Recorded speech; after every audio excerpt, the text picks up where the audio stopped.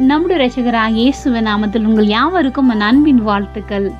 புதிதான ஆவியை தருபவர். எசேக்கியேல் 36:26 உங்களுக்கு நவமான இருதயத்தை கொடுத்து உங்கள் உள்ளத்திலே புதிதான ஆவியை கட்டளையிட்டு கல்லான இருதயத்தை உங்கள் மாம்சத்திலிருந்து எடுத்து போட்டு சதையான இருதயத்தை உங்களுக்கு கொடுப்பேன்.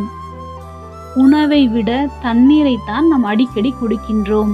சாப்பிடும் போதும் சாப்பிட்ட பின்பு ஏன் எப்பொழுதெல்லாம் தாகம் எடுக்கின்றதோ அப்பொழுதெல்லாம் குடிக்கின்றோம்.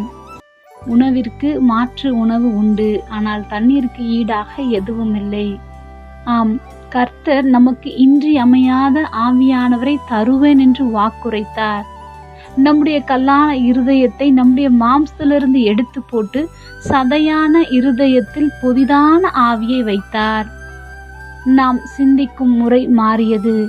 கடினமான கசப்புகள் நிறைந்த காலத்திற்கும் மாறாத காயங்கள் யாவையும் மாற்றி மென்மையான செம்மையான இருதயத்தை கொடுத்து அவருடைய கட்டளைகளை கருத்தாய் கடைபிடிக்கும்படி செய்திருக்கிறார்.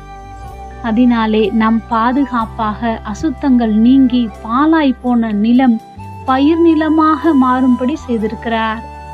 நம்முடைய வெறுமையான வாழ்வு வெற்றியுள்ள வாழ்வாக மாறியிருக்கிறது. தண்ணீர் இல்லாத உலகமும் இல்லை. தனியே விடாத தகப்பன் நம்முடைய தாகத்தை தணிக்கும்படி தம்முடைய ஆவியை தந்திருக்கிறார்.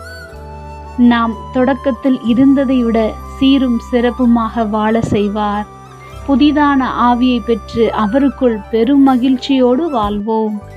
ஜெபம். அன்பின் பரம தகப்பனே, எப்பொழுதும் எங்களோடு கூட இருக்கிறவராகவே இருக்கிறவரே, எங்களுடைய எல்லா பழைய காரியங்களையும் நீர் மாற்றி எங்களுக்கு நவமான இருதயத்தை கொடுத்து புதிதான ஆவியை கட்டளையிட்ட உம்முடைய கிருபைகளுக்காக நன்றி செலுத்துகிறோம். இயேசுவின் நாமத்தில் பிதாவே, ஆமென்.